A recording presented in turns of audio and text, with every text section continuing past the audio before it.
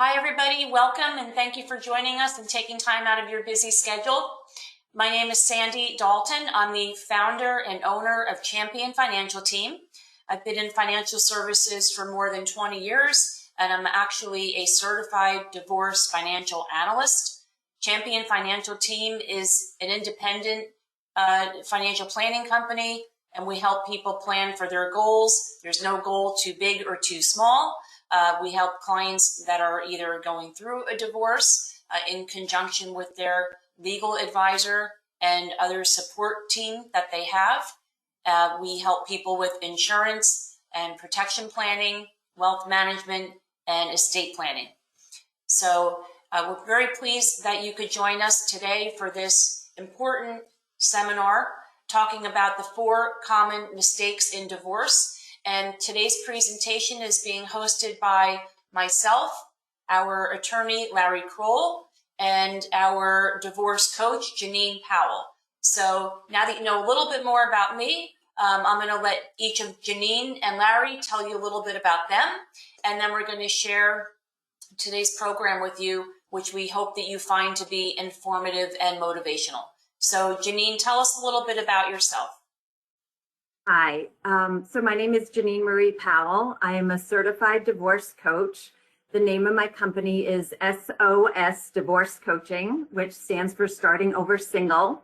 As a divorce coach, I basically help people pick up the pieces after their lives have been turned completely upside down as a result of their divorce. I provide help, encouragement, support, guidance, advice, direction, you name it, basically anything that's going to help you get through this really difficult divorce process. I often help my clients stay organized, stay focused, keep their emotions in check, and mostly help them move forward. And on a personal note, I'm a single mom of 2. My children were only 5 and 10 when my marriage fell apart, and I was completely devastated. My whole world was shattered, and it was the hardest thing I've ever gone through.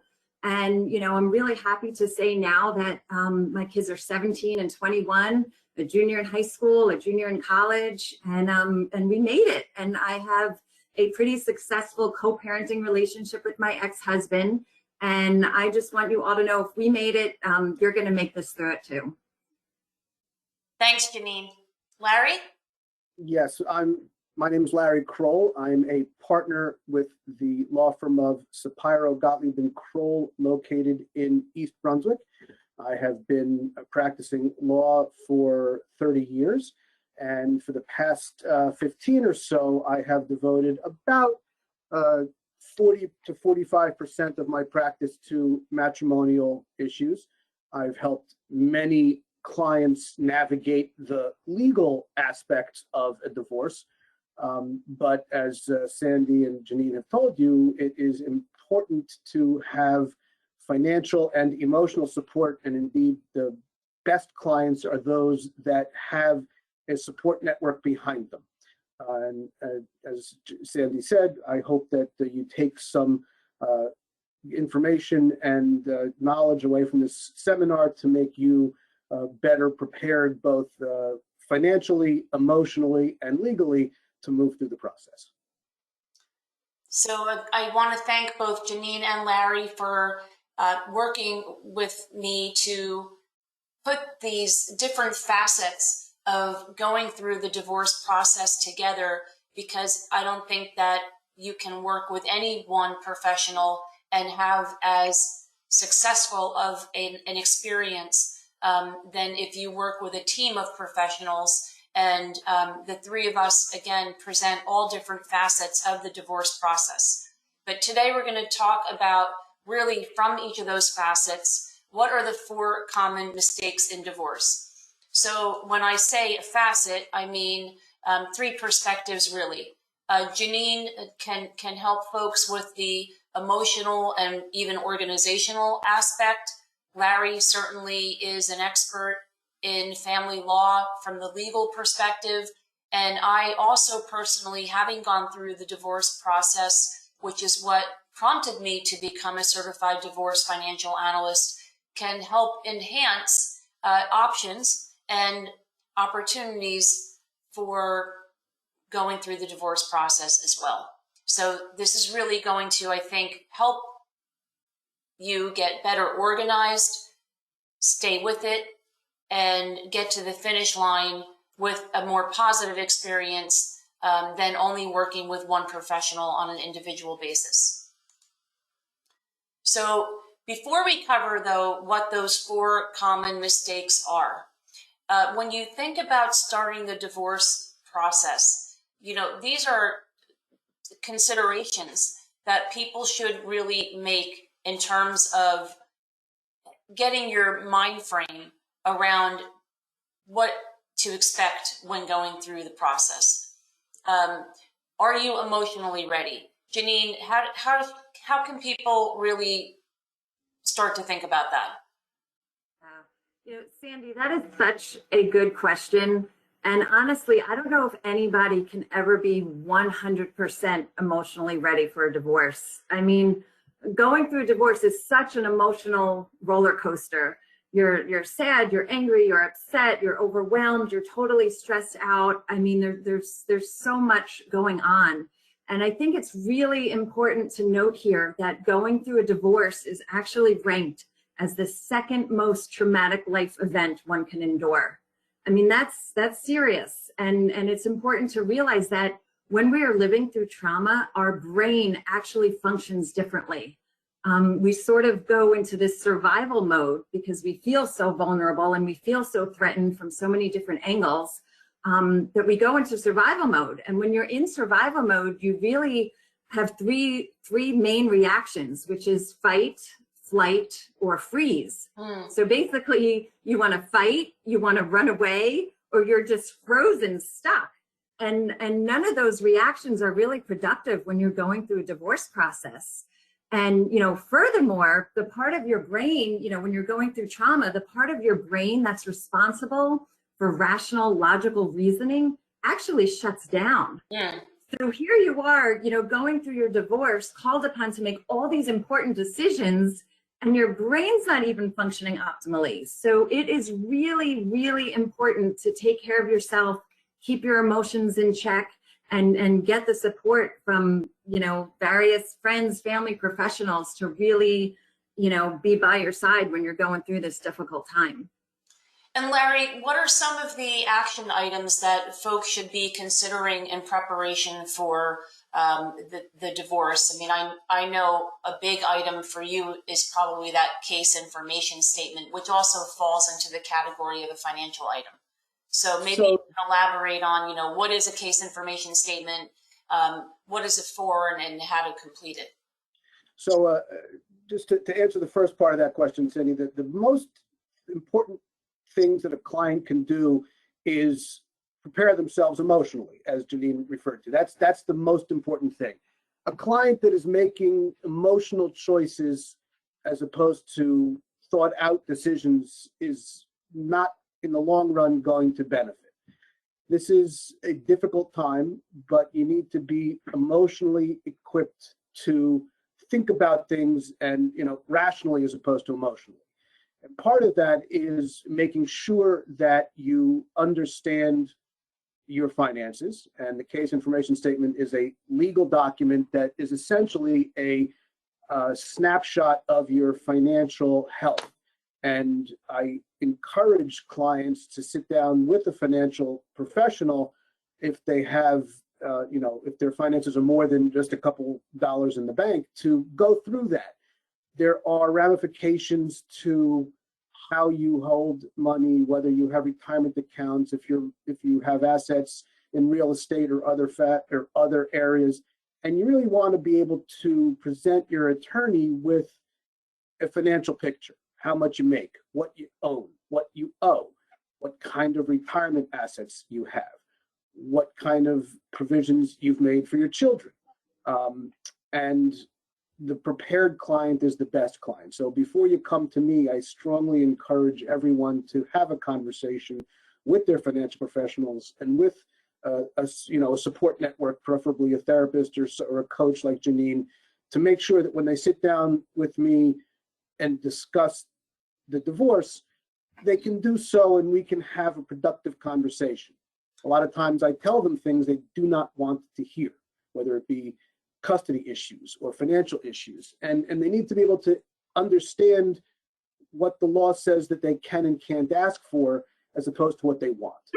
So we actually, help people complete the case information statement because you don't know what you know, and that's part of the battle, right? Correct. And you don't know what you don't know, even more to that point. So the case information statement can be overwhelming, where for Larry and myself, because we look at it on a regular basis, it's not as intimidating. But for someone that doesn't even know what the difference is between, a joint account or an IRA, and why does that even matter? We actually work with clients to help them get their financials together, help them understand what to look for in case that they don't even know something exists, how to find what exists. And then they are better prepared and better organized so that when they do work with the attorney, they're then probably saving that attorney hours of time, which transfers into savings as well. But Larry, what do you think is important when someone is starting to do their homework in terms of how to seek out legal counsel and an attorney? Well, I think that you want someone that you're comfortable working with. Many times that means that, you want to work with a man or a woman. I mean, that you might have a better rapport. You want someone that seems to be addressing your concerns. If you have questions, pertaining to children or pertaining to finances, you want an attorney that will be able to focus on those issues and explain what is, the possible outcomes. But in short, you're going to invest a lot of time, effort, and energy into an attorney, and you want to make sure that attorney knows the area and also is someone that you're comfortable working with, because that attorney is going to be telling you things you don't want to hear. Yeah, and you're really also opening up yourself personally to be comfortable enough with someone that you feel you can also get things off of your chest. And it's a very personal situation that you're expecting a professional to help you with. So I would think that rapport and comfort level and trust is very important as well. It is. And you should also establish some baseline things. How long do you typically take to return a phone call? When can I expect to hear from you? If I send you an email, can I expect to hear from you that day, the next day? Right. A lot of people's biggest complaints with attorneys is they'll leave a voicemail, they'll leave through a phone message or an email, and they don't hear back. Well, a lot of times clients don't have reasonable expectations. If I'm in court with someone else, right, I can't respond to an email probably for 24 hours. Right. But, if I'm in the office and I can, I'll respond right away. But that's a big complaint with attorneys. That's a big complaint with a lot of professionals. So again, you want someone that you feel comfortable working with. You want someone that you trust, if they, that they are listening to your needs, but also someone that you trust to tell you the truth, mm-hmm, whether you want to hear that truth or not. And I think I can probably speak for all of us that if someone is going through that investigative due diligence process, we're all happy to honor a complimentary consultation with anyone that wants to start talking to us about that. Is that correct? From my perspective, absolutely. And I've actually met with people and I've said to them, look, I don't know that we're a good fit. I do want to help you. And I've referred them to other people, right, whether it be because I don't do that area of law, potentially, whether it be there may be a conflict or it's just something that I, for whatever reason, feel I'm not the right person for that client. An initial consultation helps both sides to, mm-hmm, establish that trust relationship. So, speaking of managing expectations, what's going on in terms of the court system?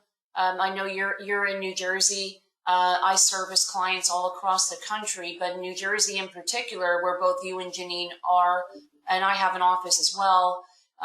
What's been going on with the timeline of going through the divorce process because of COVID? If the parties are able to amicably work together, that doesn't mean you're going to agree on everything, but if you can have a conversation, whether it be together with the attorneys or directly, and if you can work out the issues and come up with a settlement agreement, divorces are processing quickly. The courts are trying to move settled cases through quickly. We submit agreements to the court. They're approving them, entering judgments, and divorces, as ironic as it is, settled cases appear to be moving more quickly because the courts don't have anything else to do. If it's a contested case and you need a hearing or a trial, those matters are taking a very long time to be reached because there are no or very few in-person proceedings.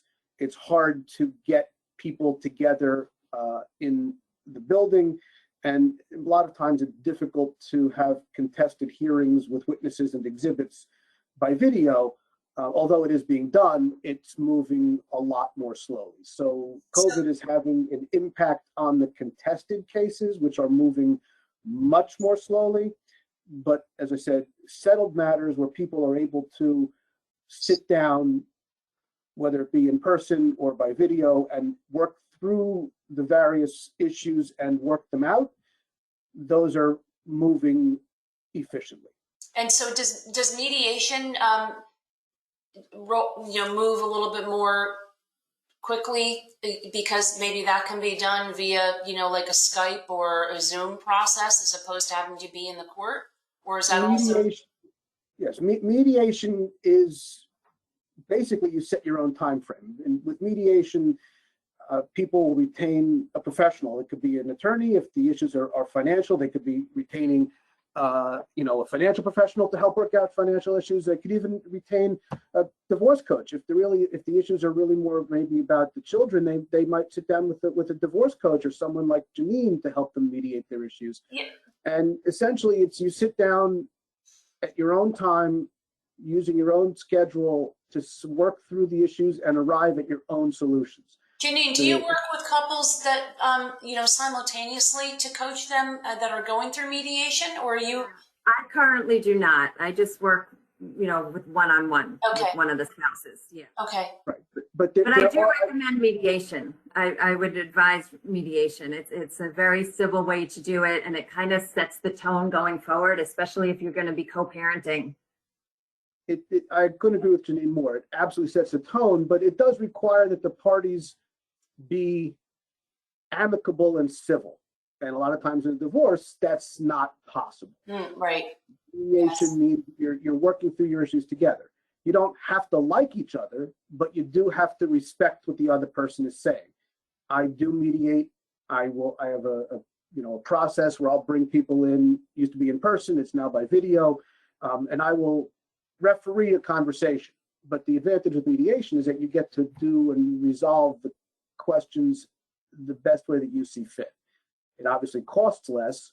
Right. And I have in mediation looped in accountants and financial professionals to give us guidance. If there's a question about, what are the tax implications of dividing a particular asset, or what will this particular, scenario mean in terms of taxes, it helps to have someone that knows the parties to provide that piece of information who's impartial, and then the parties can plug that in and make the right decisions.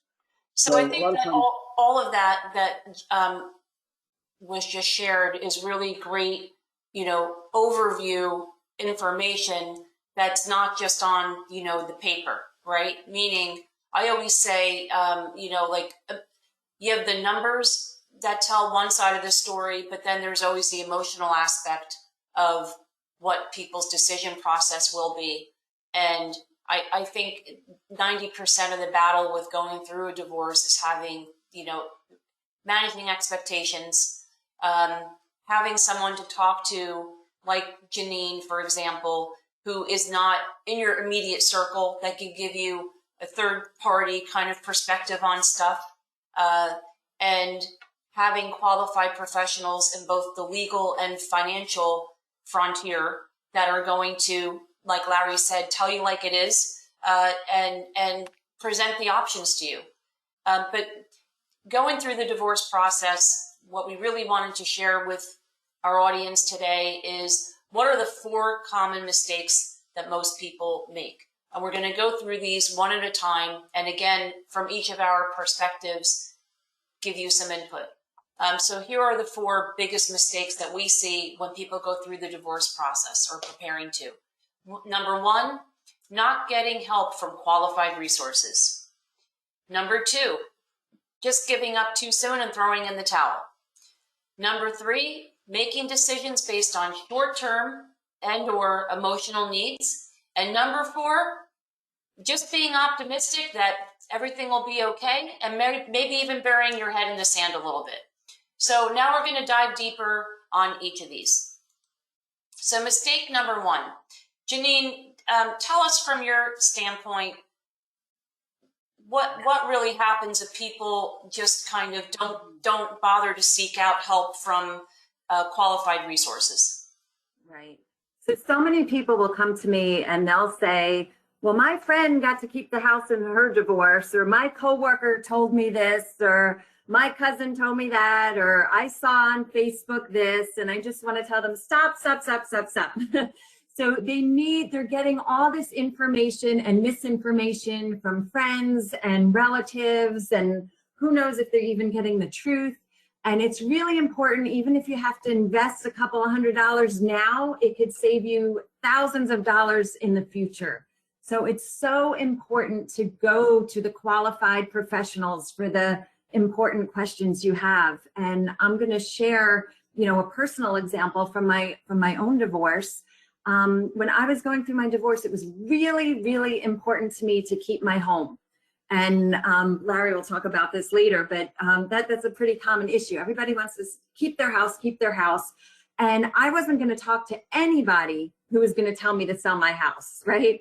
So I went to friends and family who I knew would agree with me. I'm seeking the advice of my parents who have been in the same house for 50 years. So of course they're going to tell me to keep my house, right? And maybe what I should have done is, how about speak with a realtor or an appraiser or a mortgage broker or a financial planner? Because I, like I said, was so set on keeping my house, but I really didn't understand the financial ramifications, both long-term and short-term. And, perhaps if I had gone to the professionals, it could have saved me thousands of dollars down the road. Larry, what do you see getting in the way of people's success for the divorce process in the event that, let's just say, they don't even want an attorney at all? Like maybe they want to do it online themselves. Well, Honestly, a lot of people that want to do it online, they don't understand what can and cannot happen. They ask for things, they ask for kinds of support, or they ask for levels of support that they can't get, or they don't understand the parameters of equitable distribution. They don't know what assets can be divided, and then they're surprised when they find out that they have to give up half of a retirement account. Essentially, they're not getting, people will say, or they'll reach an improper conclusion. A lot of times people say to me, well, I've heard if I leave my house, then I'm going to be penalized in some fashion. I might not be able to keep it. And it turns out that, one of the reasons that they're getting a divorce is because there's not necessarily physical, but it's an abusive atmosphere or a toxic atmosphere. People are shouting at each other. It's not good for the kids. It's not good for anyone's mental health. And I say to them, honestly, can you imagine if I stood up in front of a judge and said that you left the house to avoid a difficult situation that could easily escalate into some sort of something worse? You think any judge in the state is going to hold that against you if you willingly and voluntarily remove yourself to de-escalate things? What judge is going to fault you for that? So a lot of times people reach conclusions that are incorrect. I think even, other than being just completely black and white, right and wrong, from my standpoint, having people just better understand the financial options that they have is really important. And like Jenine said earlier, you know, if you spend some money now, it can save you a lot of money down the road to find out what those options are, which helps the attorney, I think, do a better job too, because attorneys, from my experience, are very good at interpreting the law, but they don't necessarily know every nuance of the financial ramifications and options that could be on the table for a settlement. Absolutely. You know, how you divide up or how you withdraw money from, let's say a retirement account can have huge financial and tax consequences. And that's a perfect segue into now this next topic related to this, which is, you know, what kind of property is it and how does it get divided? Because not all assets are created equal, right? Absolutely. As Jenine indicated, you know, she was set on keeping her house, but that meant that she had to figure out how to refinance it, how to pay off the, you know, the equity to her spouse, you know, because that was the marital property owned jointly. So her spouse was entitled to half the equity. Now she's got to carry a bigger mortgage and she's got to figure out how to pay it. You know, maybe it would have been better, and she probably will agree now, to sell the property, cash out, take the cash, and get something smaller. You know, it's funny to me how you could probably speak to this a lot as well. You know, some decisions that you make at the time, because they are so emotional, are completely different now in hindsight than you would have made when your divorce is finalized. Is that right? Oh, exactly. And we're going to talk more about that in mistake number 3. But yes, it's reining in the emotions and to think more logically and think, you know, about the future, because the circumstances are going to change. And then even in the category of property, you know, there's separate property, meaning that gets treated differently than property that was acquired during the course of the marriage. But of course, like everything else, there are always exceptions, but separate property general categories really relate to inheritances and then any gifts that were made by others to that spouse. Marital property, on the other hand, I mean, it should probably be common sense, has been accumulated from the date of marriage until someone does file for divorce. Now, when I'm working with a client and I know that they're going to be getting married, we do in fact take a snapshot the day before their nuptials and provide to them a net worth statement so that they have that for their files, so that should somewhere down the road, you know, and you hate to talk about it, but it's better to be prepared, that they go through the divorce process, they have that snapshot to refer back to, which I think is really, really important and very helpful should of course divorce ensue. So Larry, talk a little bit about, you know, with the marital home, Jenine really touched upon her personal experience and the emotional aspect of wanting to stay there because of you know, her children being raised and not wanting to be unsettled. But talk a little bit about the marital home, and does it make sense for the spouses to stay there, for one person to stay there, and some considerations in that area? Well, one of the things that people forget when they talk about the house is that the house typically has a mortgage. And so debt is also property that needs to be considered. It's also part of the marital property. So when you're talking about the marital home, a lot of times, you know, people, they apply for a mortgage, they pay for the mortgage, and they're using or they're relying on both parties' incomes to support that house. And from a financial perspective, and obviously Sandy can talk about this better than I can, but a lot of times neither party individually will be in a position to pay for that house, to support that house. So sometimes it makes the most sense to talk about selling it and then using that cash to move on to something else. And you can utilize or negotiate the allocation of the equity to cover other things. Maybe if there's a question of spousal support, you can take an unequal distribution of the equity instead of getting a payout of spousal support.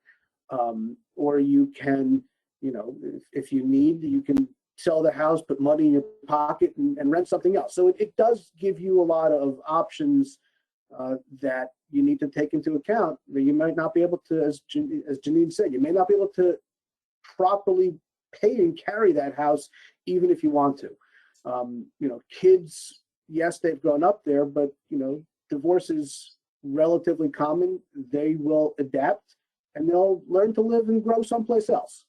Keeping it for the kids' sake is not a reason to handicap yourself in going through the process. It's also important to consider the tax issues related to the sale of a marital home that's a primary residence. Because if you're married and you sell the home, you get the $500,000 of a capital gains exclusion as long as you've lived there for 2 out of the last 5 years as your primary home. Whereas if you sell the home and you're a single person, that 500 basically becomes half of that amount, or 250. So for some couples that are, we're seeing an uptick in divorces in the silver market, meaning they may have been in that home for 20 or 30 years and it's appreciated considerably. So if in fact it's only a matter of time before that home gets sold, it might really make a big tax difference whether or not they sell it while they're still married, or whether the spouse that remains in that home decides that they're going to wait to sell it after the divorce alone. So that's an interesting aspect that needs to be considered as well. And then we have some examples, and I just want to make sure that everyone understands that these examples are for illustrative purposes only. It does not mean that your particular situation would be exactly the same as what we are trying to just illustrate, to give some examples for the mathematical consequences and how some different options work. Full disclosure. So example number 1, and this is where really not all assets are created equal. June and Dan, they have a cottage, they have a 401k, it's Dan's 401k, and then they have some CDs. So basically the cottage has a mortgage against it for $100,000, which means that the equity in that real estate is only $500,000. So they have $1.1 million between the two of them. And on paper, although you can see that they get that $550,000 each, really what happens is Dan is keeping all of the cash and June is getting the equity in the cottage and that 401k balance. So although $550,000 each seems like it would be equal, it's really not, because there's a capital gains tax that's going to be owed on the sale of that cottage somewhere down the road. And so she really loses money because of that tax bill. So she's getting $460,000 out of that $500,000 because of the taxes. So again, it's important to consider that not everything is equal, even though you divide it by 2, right? So in other words, Dan ended up with all $550,000 because the CDs are pretty easy to deal with, and June, because of the tax consequences on the cottage, and then the 401k plan, which somewhere down the road is going to be taxed when that money comes out as well, which isn't even reflected here, she ended up with $510,000. So there you can see that disparity based on the sale of the marital home. All right, Jenine, tell us about mistake number 2, and in your experience with working with clients and coaching them, how people might throw in the towel. Yes. So many people, make the mistake of giving up too soon. By the time they're actually going through the divorce process or meeting with a lawyer, they've already had divorce on their mind for months, some cases even years. So they've been unhappily married, they're tired of the fighting, they're tired of the marriage. So by the time they're going through divorce, they just want it over with. They just want to be done. They're, like I said, they're tired, they're exhausted, they don't want fighting, they're ready to move on. So sometimes I hear people say things like, you know, she can just keep the house. I'm so tired of listening to her complain. Or something like, you know, at this point, I'm tired of him bullying me. I don't even want anything to do with the business. He can just keep it. And you can't believe there's, you know, hundreds of thousands of dollars sometimes on the line, but people are so drained and so fed up and overwhelmed and tired that they just give up, and they're ready to give up some things that they may be entitled to just because they're so done with the process. And I think that really also can circle back to the fact that that's why you need the qualified professionals to help you as a team. Because if you're overwhelmed, of course, you're going to just want it to be over with and rip off the Band-Aid, right? Exactly. So you have like, you know, you do the hand holding, and, you know, Larry and I can approach the process with building blocks so that you're covering and handling, you know, one chunk at a time, rather than feeling like, you know, the whole world is just caving in around you all at one shot. But I guess people really, it depends on their threshold and their stamina for being able to really be patient. And I think helping them see the big picture helps them also stay in the game a little bit more easily, rather than giving up too soon. Yes, very important. And if I can add, you know, a lot of times, as Jean said, the background why people are getting divorced has gone on for years. And as I said, there's been, you know, emotions that have been, you know, come to the fore, and fighting and other, you know, things that have happened before they ever get to the attorney's office. And, you know, then I tell them this is the beginning of the process, and they thought coming to my office was the end of the process. Right. And, I mean, in one sense it is, but you're only starting the divorce itself, and that can take, depending upon how much there needs to be discussed and whether you're going to fight about things, it can take months or it can take years. And, yes, you know, by the time they get to my office, I just want this to be over. I'm like, well, but it's not. It's just beginning. You have to be prepared to stand up for yourself and advocate for what you need, despite the fact that you've been emotionally drained for years beforehand, which is why before people come to me, I always ask them and suggest that they make sure that their emotional, financial, and physical health is in order. Right. So this is another mathematical example of a different couple, Kate and Kenneth, what their assets are. They have equity in their home, some mutual funds, an IRA account, and then a business. So the total of all of those assets are $664,000. And initially, they of course, again, on paper, you see that everything looks very equitable because they're getting half of that $664 each. But if we dig a little bit deeper,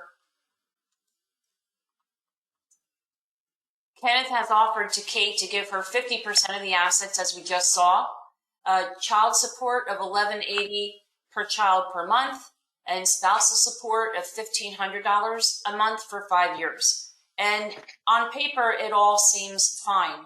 But as we see over time, what really happens, and this is where it's important for me to help clients see the big picture, not just what do you need today to pay your bills and support your lifestyle, which is probably going to be adjusted as a result of going through the divorce process. But it's not just a matter of paying your bills today. As time goes on, what is going to be the impact upon your retirement plan, being able to send your children to school, and making sure that your net worth is going to be at least stable as time goes on, even if it's not going to grow considerably.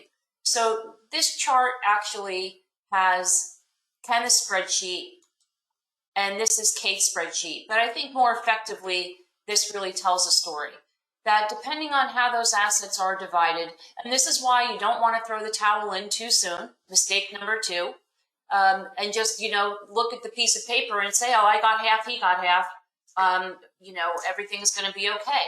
Because as time goes on, you can see the disparity. Sorry about that. you can see the disparity between both of their net worths. In the beginning, it looks like it's equal. And then as time goes on, you have that gap widen. So in order to really rectify that, you need to, again, not just make those decisions based on the short term. So Jenine, talk a little bit about your experience in with this mistake. So going back, I mean, we can't talk about this enough, right? The emotions play such a key role here. So when you're making decisions from an emotional place, it's sometimes it's really hard to think about the future. You know, I feel this way right now, but you know, you have to remember those emotions are going to subside, and there's going to be a different picture in 2 years from now, 3 years from now, 10 years from now. And it's really important to think about those things. And again, I'm going to provide another personal example. And I feel like when I do provide my personal examples, it's so many people's experiences. It's not just mine. Nope, for sure. But when I was going through my divorce, my marriage ended because of my ex-husband's infidelity. So I was angry and I was distraught, and I almost felt like every decision I made was based out of emotion. And I had two emotional needs at that point. One was to punish my ex-husband because I was mad, and the other one was to cling to my children because I felt like I just lost my husband. I'm not going to lose my children. So I was clinging to my children for stability and trying to punish my husband. And as a result, in my divorce agreement, my ex-husband only had my children one night a week. So at the time, that was fulfilling my emotional needs. I got to be close to my kids. I got some revenge on my ex. And, you know, so at the time, and now looking back at this, it seems so childish, but at the time I was so emotional that I couldn't think straight. So, you know, fast forward a year and I'm totally exhausted because I basically have two little kids 24/7, and I'm exhausted and I'm drained. And, you know, now I want to start, you know, having a social life and dating and going out with friends. And my agreement wasn't conducive to that. And, you know, even more importantly, I realized you know, how necessary it was for my kids to have a relationship with their dad and how important that was.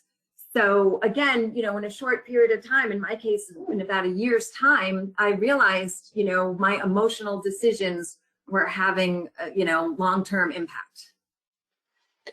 Thank you, Jenine. I mean, that's just such a great way to also let people know that are watching us today, you know, you're not alone in how you feel. And those are probably such common experiences. I did not have children, and nor do I right now when I divorced. So that aspect of my personal experience was less complicated. But you know, I really can understand how you want to cling to your children, but at the same time, then you also want to be able to move on and have some flexibility. And it's very challenging if you don't, again, see the big picture and have somebody to help you walk you through those steps. Larry, can you educate people on the topic of child support, especially from the standpoint of New Jersey? So as you indicate in your chart, that child support in New Jersey is basically set by a formula. You plug in, and that's why having an accurate case information statement is so important. The biggest parameter that you plug in is the parties' incomes and the ratio between the parties of their incomes. And the other one you plug in is the number of overnights. As Jenine said, you know, her agreement, that only had one overnight a week. So that, you know, that's a significant component in calculation of support. The other one are the ages of the children, and then there are some additional factors such as, you know, who's paying for the health insurance premium and whether there are other sort of medical issues or daycare. And you plug the numbers in, and the formula spits a weekly child support number back. By and large, even in cases that are over guidelines, as indicated, you know, the guidelines only go up to an income level that does change from time to time. Most attorneys, unless there's a real reason, will go by the guideline calculations even over the limit because it's easier. It's a defensible number. And the calculation attempts to take into account, you know, a lot of variables.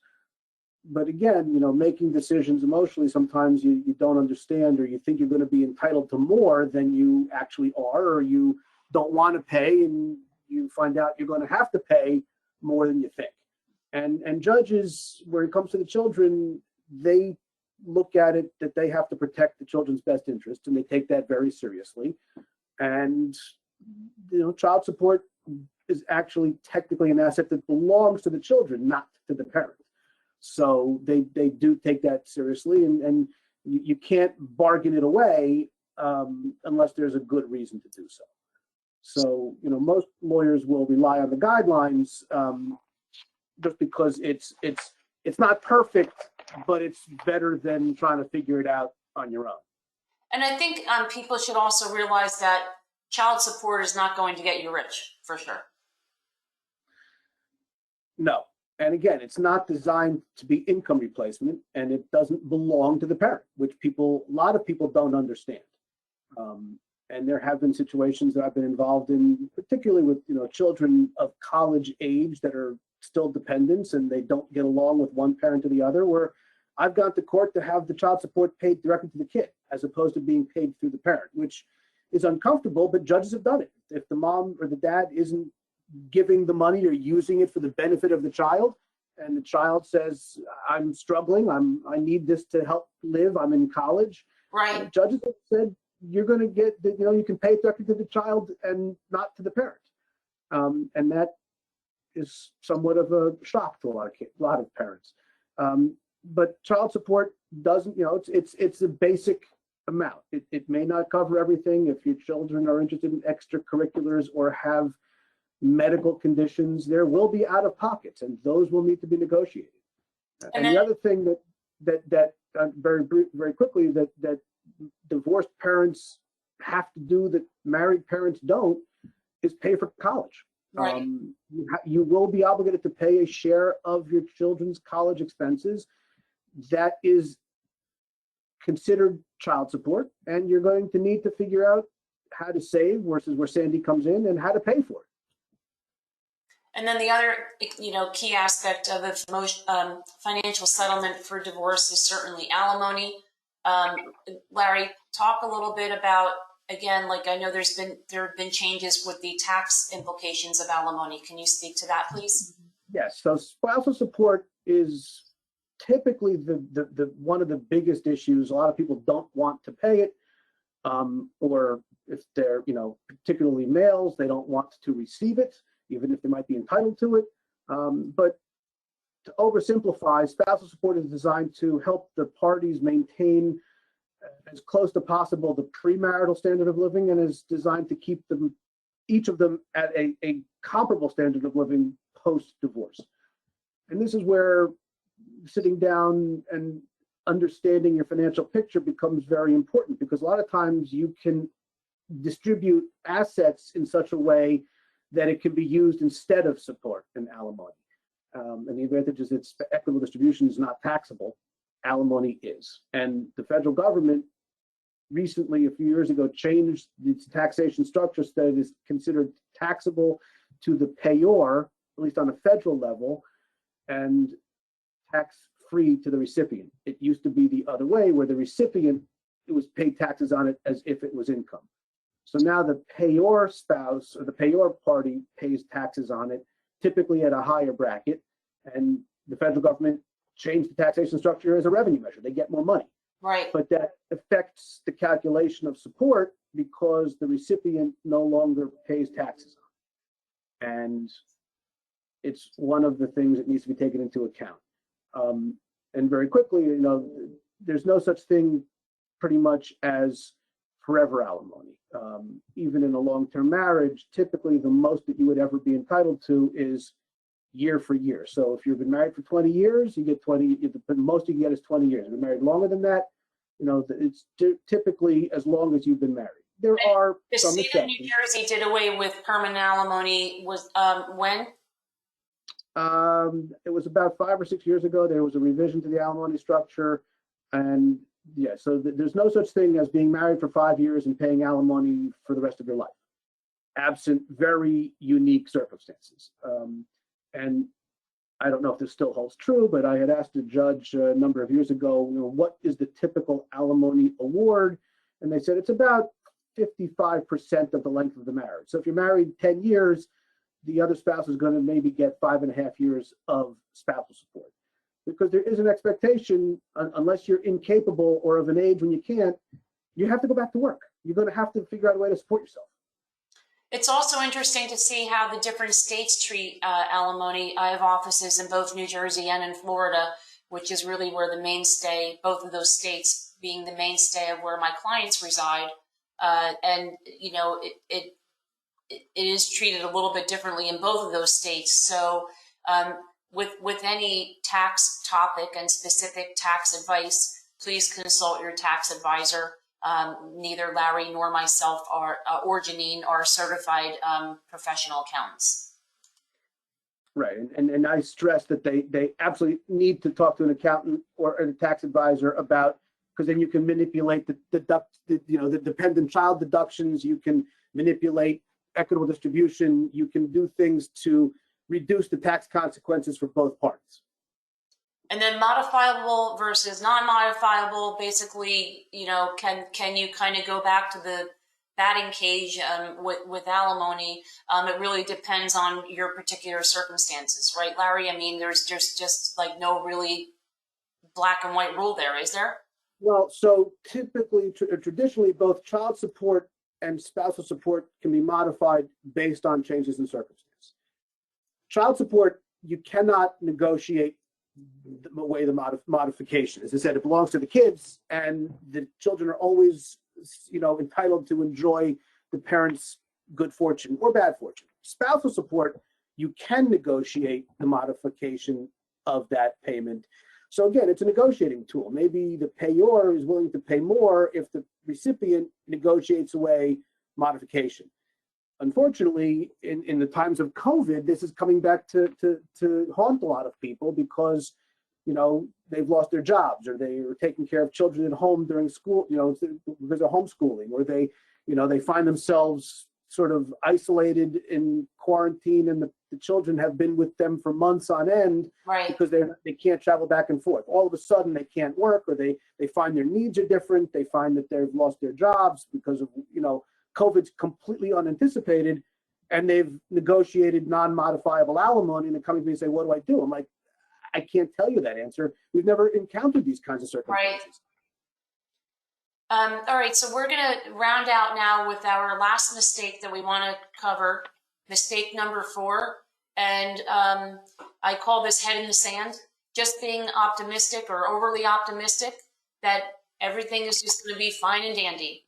Jenine, what do you think about this? Yeah.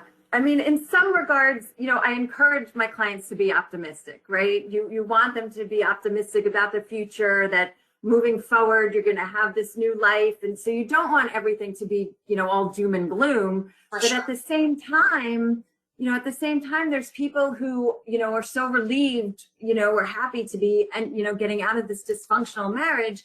And then they think everything's just going to magically fall into place once they're done with their terrible ex-spouse, So it's kind of making people, be realistic. And sometimes, people say, oh, I don't have to worry about alimony. I'm going to be remarried by this time next year. Or I don't have to worry about paying all this money because I have this dream job that's going to last forever. So sometimes I just encourage people, take a look at all the, what if scenarios, or, I hate to go there, but let's imagine the worst case scenario. Right. What if you lose your job? What if you're not getting remarried? Yes. So it's just, I don't want people to be so optimistic that they fail to plan ahead. I mean, I think that's a great point. I feel like a big part of my role is to kind of let people know what obstacles could get in their way or what potholes are in the road ahead of them. And kind of that plan B, or knowing what the worst case scenario would be, is very important, so that they just don't take the first settlement that's proposed and think that it won't matter in the long run. Again, trying to help people see the big picture. So I think really people might need a reality check, both looking at what is their financial situation today. They might not even really have a handle on what their financial situation is today. Maybe that's part of the education that we can help them, even by completing that case information statement. If you really don't know what you don't know, take a picture of something. With today's technology, it's actually much easier to gather your information than it used to be. And we collect information from clients, whether it's a picture that they can email, a piece of paper that they fax to us. There's so many different facets of information. Looking ahead, as we said earlier, what about high school and college? And how then another really pothole in the road that could come up, if you're collecting child support or alimony, well, what happens if that person that's paying the child support or alimony dies? You really need to consider having the appropriate insurance in place to protect that paycheck to come in. And then you have to really examine how much should that policy be worth, the ownership of the policy, which gives someone control over who the beneficiaries are. And then is the policy not just enforced at the onset of the divorce, but is it actually being maintained properly?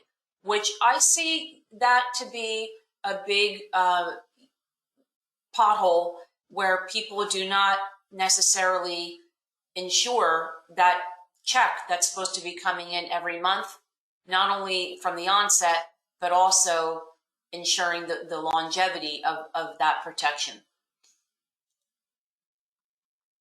So I would say, as final thoughts from our presentation today, before finalizing your divorce, consider the perspective of people that are not in the negotiating room. And that's where, again, someone like Jenine is really invaluable, giving you that kind of a breath of fresh air, a totally different perspective on, even from the legal standpoint or the financial standpoint of what the divorce process is entailing.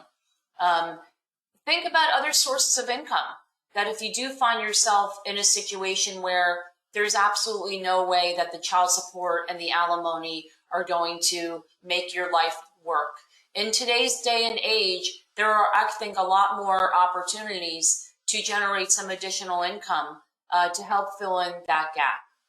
Understanding how taxes can affect your settlement. We walked you through a couple of examples, whether it's selling a marital home.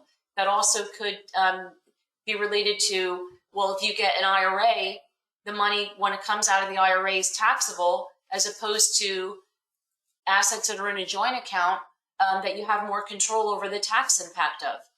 And then the short and the long-term effects of that divorce settlement proposal. Again, not just being so short-sighted. Any three of us, myself, Jenine, or Larry, are happy to, as a follow-up from you viewing our presentation today, give us your questions. Let us know where you are in your divorce process. Maybe you're not happy with the professionals that are on your team at the moment. All of our contact information is on the screen. And also, as a follow-up for you spending your valuable time to be with us today, we're going to also provide you with what we think are some really important resources along the lines of what does a sample case information statement look like? What a handy divorce workbook with a lot of different worksheets and materials in there. And then also what we all feel very strongly about are domestic violence resources on a national level, and then specific to New Jersey and specific to Florida. So Jenine and Larry, any closing thoughts from either of you before we wrap up and thank our audience for attending today? From my perspective, I'm sorry, Jenine. So from my perspective, I'm a member, as Sandy said, I'm a member of a team. And the better prepared the client is, the more effective I can be. And someone who has already looked at their finances, who has already started to work on their mental and physical well-being is the best client, because those are the ones that understand and have taken the time, the effort, and the effort to really make sure that they're prepared to go through the process with the best possible outcome. Excellent. Jenine? Yes, and I wanted to totally add to what Larry just talked about when you said your physical well-being. Lots of times people going through a divorce forget to take care of themselves. It's so important, make sure you're sleeping, make sure you're eating healthy, make sure you're getting fresh air, make sure you're exercising, take care of your physical body, and it affects the way you think, it affects everything. So it's so important because the process can wear you out and run you down. So it is really important to take care of, your body just as much as it is your mind when you're going through this process. So take care of yourself. Well, I want to thank both of you for teaming with me for this important presentation. For our audience that participated, we hope that you really did find it to be informative. Any three of us would be happy to answer follow-up questions that you have, provide you with a complimentary consultation to get a second opinion on maybe you're already going through the process as to where you stand. And it was our pleasure to host you today, and we look forward to hearing from you in the near future. Thanks very much, everybody. Thank you. Thank you.